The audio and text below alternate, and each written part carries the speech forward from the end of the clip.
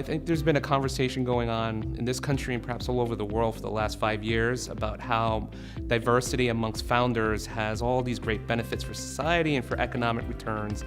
But I think we're just starting to see a conversation happening at the venture capital layer of this ecosystem, where people are starting to put two and two together to figure that we also need to have more diversity at the investor level.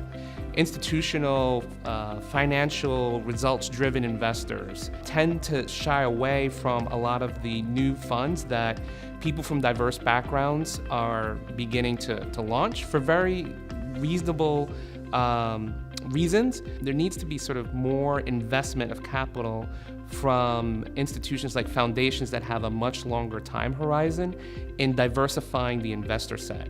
And so, if I had my druthers, I would be able to sort of tell foundations and long-term horizon investors to start pouring capital into new funds that are started across the country by people who don't look like the majority of VCs. We talk a lot about implicit bias, and one of those implicit biases is that people tend to invest in founders that look like them. And I think if you diversify the people who are allocating capital, you're going to have a collateral benefit of more diverse entrepreneurs funded.